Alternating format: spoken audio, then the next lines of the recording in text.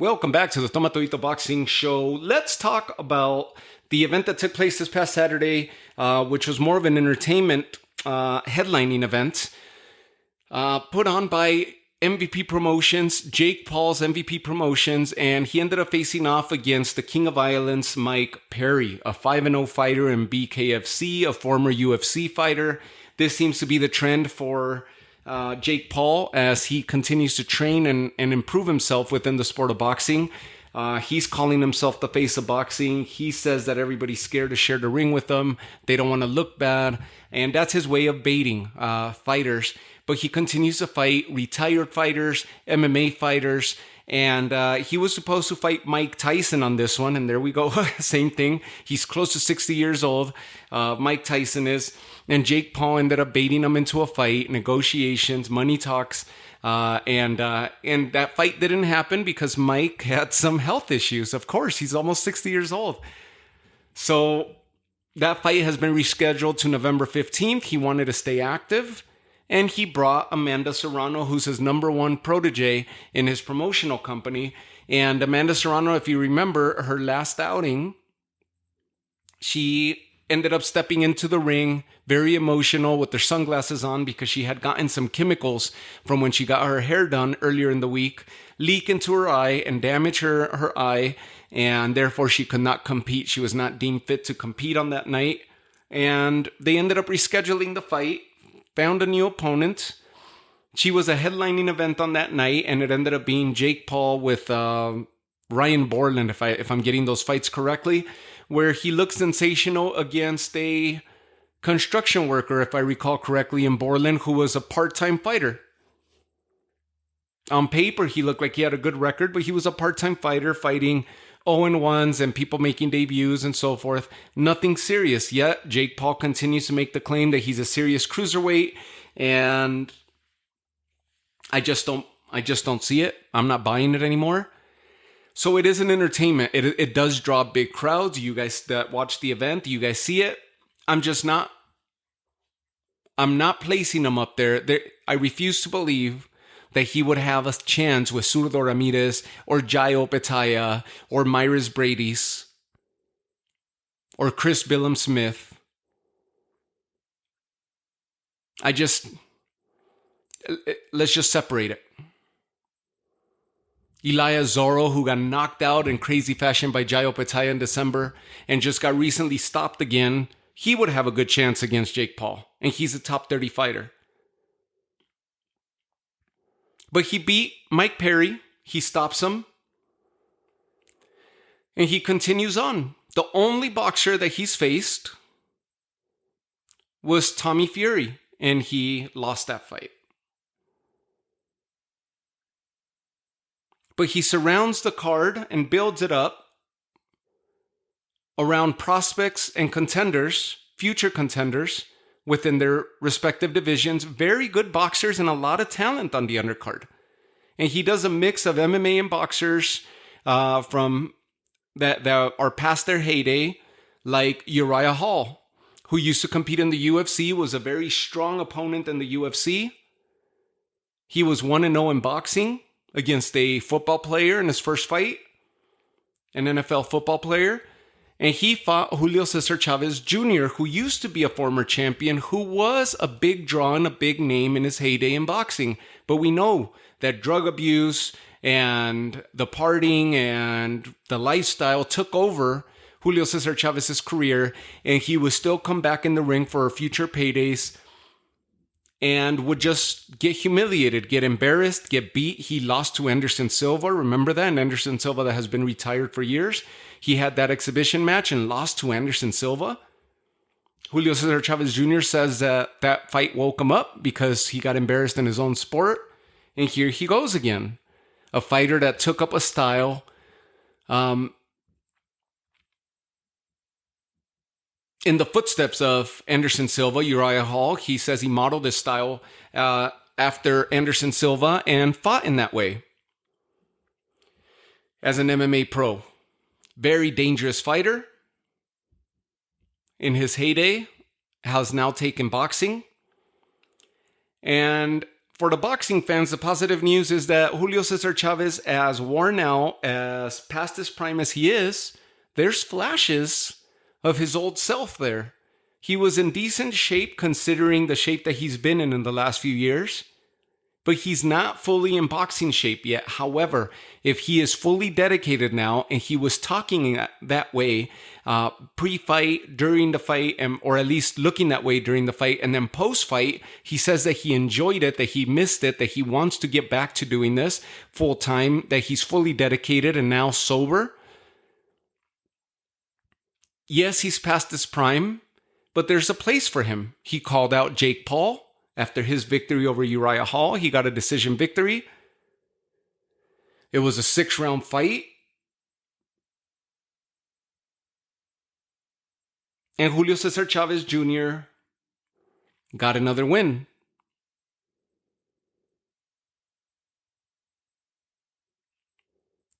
Yes, he's past his prime, but there's still something there. There's some small flashes. Can he contend for a title? Maybe not. But he could definitely have a place in boxing events like this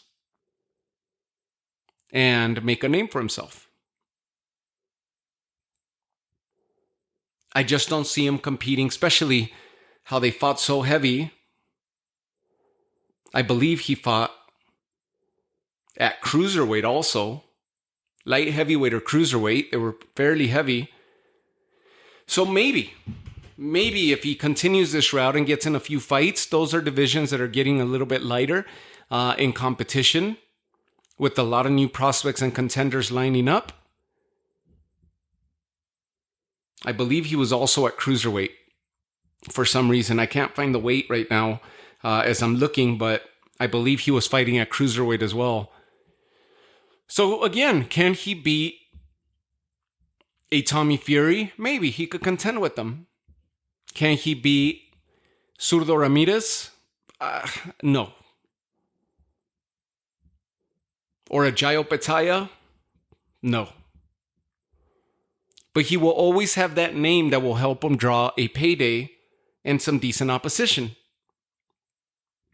So congrats to Chavez Jr. for getting back into it, for grinding it out.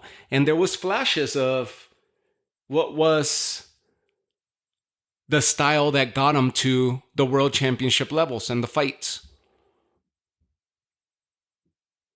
He was a shell of himself when he fought Canelo. Remember, he even got robbed, I believe, in the hotel room after the fight with Canelo. He was already a mess mentally. He had a hell of a highlight close to his fight with Sergio Martinez, the 12th round when he came on and nearly pulled off the stoppage. That was an insane moment in boxing and an insane close to that fight. A fight that he had several highlights throughout that fight, but Sergio Martinez's footwork and hand speed and his punch selection, his elusive style that Sergio Martinez used to have was what made the story of the night.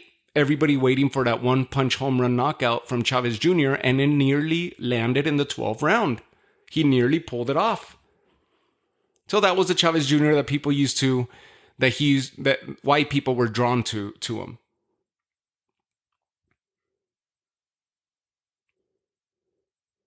Amanda Serrano defeated Stevie Morgan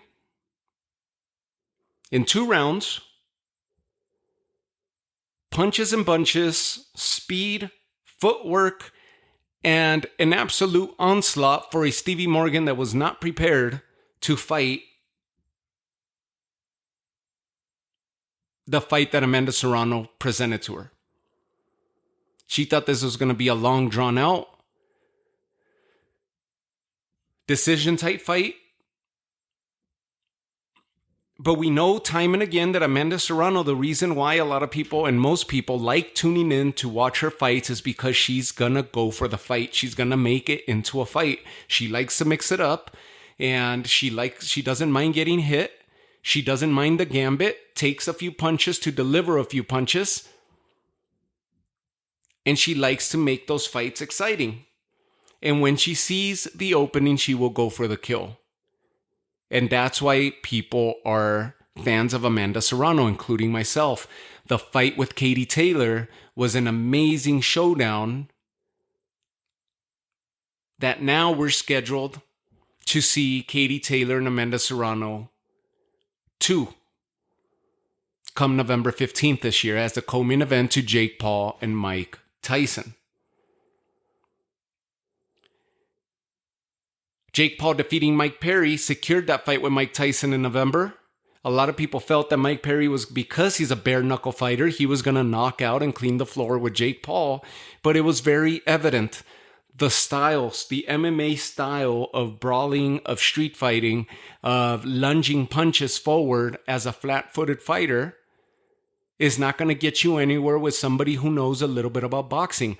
Austin Trout went to the BKFC, a former 154-pound champ in boxing, professional boxing, who had fights with Miguel Cotto, who had fought Canelo, numerous not top-name fighters, fought the Charlos, went over to the BKFC, and is utilizing his boxing footwork and his boxing skills to outpoint and outland his opposition. And most recently, he lifted the title from Luis Palomino at the BKFC. Because these fighters are flat-footed fighters that come forward and just throw with everything they got. They throw bombs. When they land, they hurt. And they could potentially stop their opponents. They cut up their opponents. But it doesn't work when you have a huge ring versus a small octagon.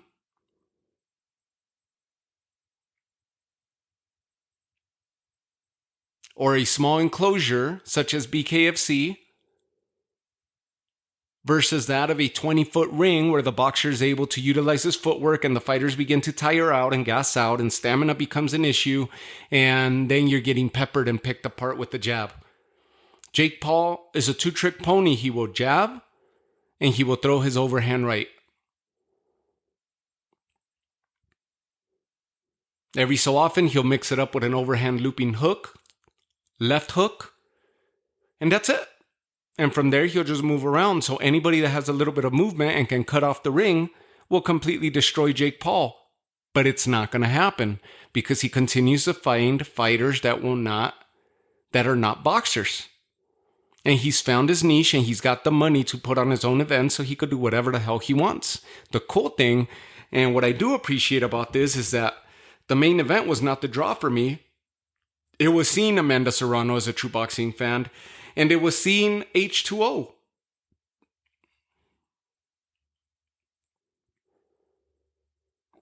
There was two fights that really got my attention. Of course, Amanda Serrano is what I wanted to watch, and she looked great. I wanted her to get back in the ring, especially after that debacle that happened in Puerto Rico.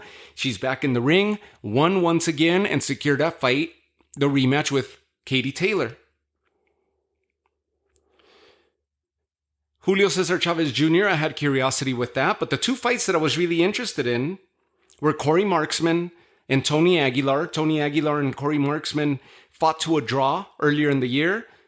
9-0 Corey Marksman, 12-0 Tony Aguilar.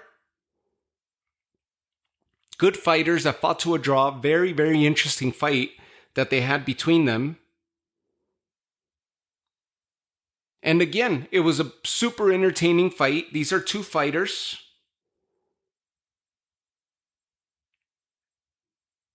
that campaign at 135 pounds and that you won't hear about or know about because they're not with Top Rank or Golden Boy or PBC, but other boxers know about them because they're involved in the same boxing circuits, and they're both very, very good and entertaining fighters, Tony Aguilar and Corey Marksman, with very good records. And these are fighters that we should know about within the lightweight division that is dominated right now by Loma and Tank, Shakur, Baranchik, and you got those killers like William Cepeda coming up and Keyshawn Davis and Floyd Schofield.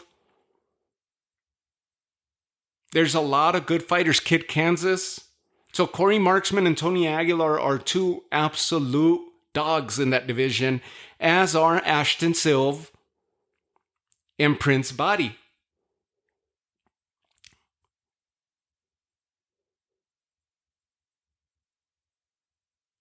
H2O, Ashton Sylve, had all the momentum in his favor, skyrocketing career, was dominating this fight against Luca Bahdi. Both undefeated fighters. Luca Bahdi, Prince Bahdi, had a 16-0 record when he stepped in the ring. And Ashton Sylve was 11-0 with 9 knockouts to his credit. Was dominating this fight and had such a fan-friendly style where everything that he was doing was to line up a fight with Golden Boy fighter Floyd Schofield. H2O is his nickname. People tuned in to watch him, and he was dominating this fight, including the round where he gets tuned up and put face down on the ring. Luca Bahdi was bruised up, bloodied.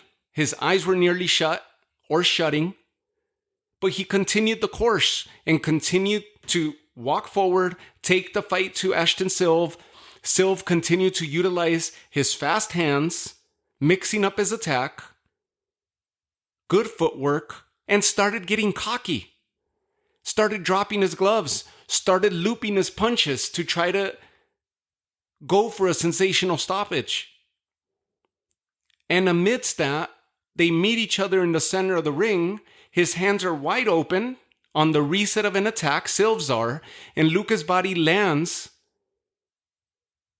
a left that leaves Ashton Sylve somewhat stunned because he was in a lower position stance, resetting from a punch, and follows it up with a right and a left which crossed, both punches landing on the button on the chin of Ashton Sylve, completely whiplashed his neck. He was knocked out on his feet and timbered face down on the ring. And it was a scary sight because he was not getting up, and they were trying to help him up, and it took him forever to get up to a stool, and they were still helping him walk out from the ring towards the back of the arena. He was gone. He was knocked out, unconscious, concussed, and Bahdi pulled off what potentially could be the knockout of the year. Impressive. He's not a big threat for fighters that are for boxers. But he will go in there and possibly give a good fight to a Tevin Farmer or a Murataya. He'll give good fights to fighters like that. Maybe even to Miguel Berchelt, who's still competing. But he's not going to pose much of a threat to a Keyshawn Davis or anything like that. But now we know that he hits hard. And when he does land, he lands fast. He just wasn't able to do so earlier in the fight because Sylve was just too elusive and too quick for him. Got cocky, got caught. And everybody's talking about that knockout.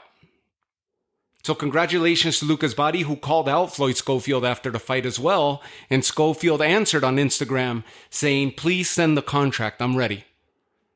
Because this was supposed to be an Ashton Sylve, Floyd Schofield showdown. Keyshawn Davis calling out Floyd Schofield as well. Golden Boy's got a really good prospect in his hands in Floyd Schofield and potentially a future title contender with good victories like that over a Keyshawn, over an Ashton Sylve. So if he does get this Luca Bahdi and he stops him, which is something that Ashton Sylve should have done, he's going to skyrocket and continue skyrocketing like he's been doing right now.